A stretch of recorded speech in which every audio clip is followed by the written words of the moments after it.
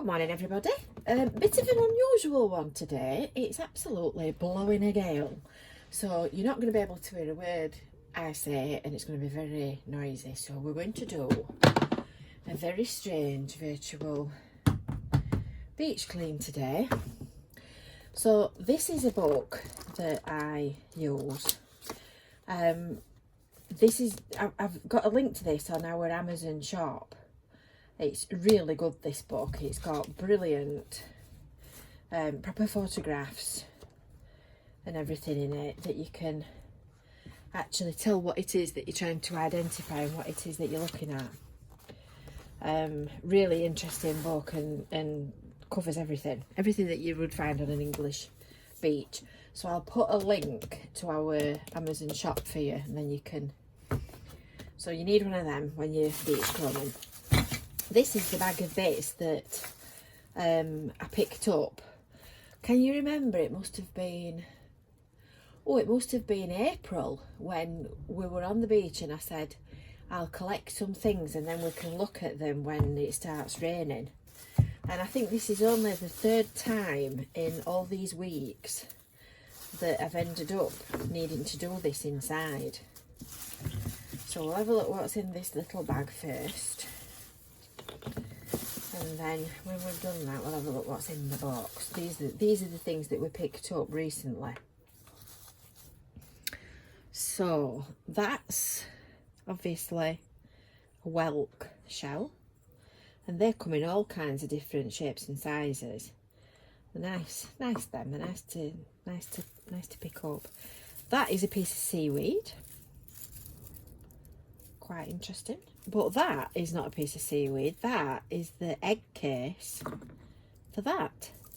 So that snail mollusk lays its eggs in sort of seaweed and things like that, fastened on. In these, that's an egg case, so you can see each of these individual ones would have a tiny little snail inside it, and they hatch out and grow to be them. But they're the things that blow all over, that you see all over the beach. So that's that. This is an oyster.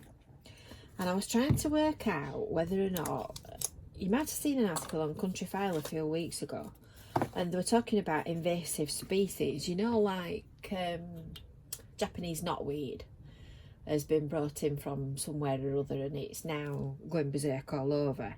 Well, we've got the same problem with invasive species on the beach as well. And I was trying to work out whether this, because it seems really big, whether this was a native British oyster or whether it's a Pacific oyster, which is an invasive species that shouldn't actually be on our beach. And obviously,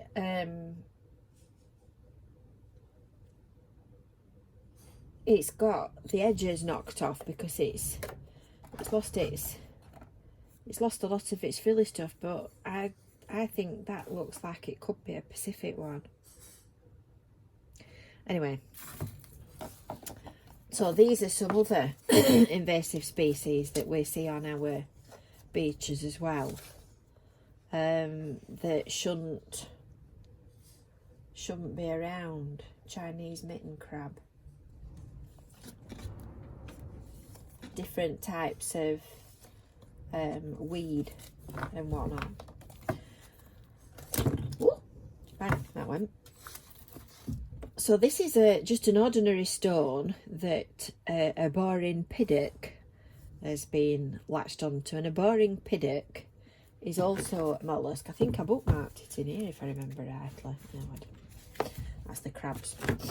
A boring piddock uses the stone to make its shell, so it sort of dissolves it and absorbs it into its body. But they're really interested in them, and for a long time I've been wondering why you ended up with stones like that.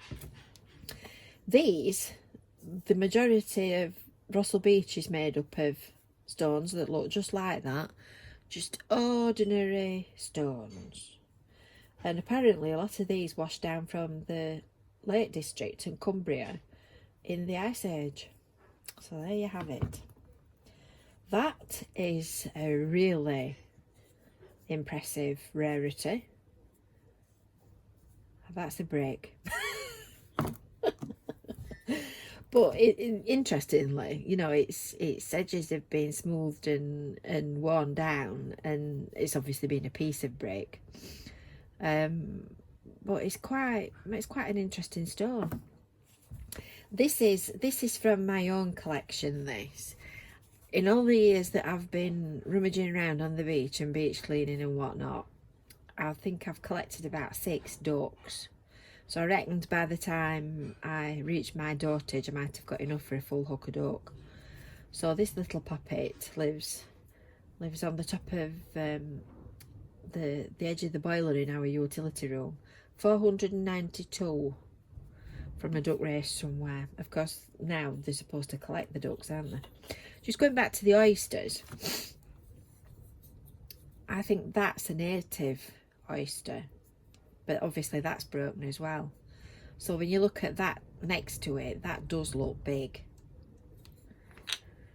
And that's a crab molt. So you can see its little face there, look, you see its eyes and where its mouth would have been. And you see loads of them on the beach. And that's a piece of sea glass. We've got a big jar full of sea glass that we've collected. And that's a piece of granite. That's most likely come from when they were doing the sea defence works. But that's pink granite, and even before they started doing that, we used to see quite a lot on the beach. So anyway, this box, this, I'm not going to open everything, I'm just going to show you kind of the gist of it. This box is what we use for our mobile roadshow, and I'm expecting this to stink when I take the top off. So we've got all kinds of different things that we find. So there's another sea whelk egg case there. These are mermaid, that's a mermaid's purse. It's still fastened onto a piece of seaweed. That's a big one. So these are skate and ray cases. So we keep these to take on the beach with. As you can see, I've got half the beach on top of the box. There's some bits and bobs of stuff as demonstrations of how long things take to decompose and rot. This is a toilet wipe. So you know when they keep going on about how toilet wipes are not supposed to be flushed down the drains, they don't dissolve. They might be called flushable, but they don't actually flush. Some more rubbish that has a lifetime on it. What's in this one? And then we take this box with some information stuff onto the seafront, and then show people that are beach cleaning or walking past or whatever. We pick loads of McDonald's spoons up, plastic spoons, straws, moulds that kids use when they're making stuff on the beach. God knows what that is. Here's another shell.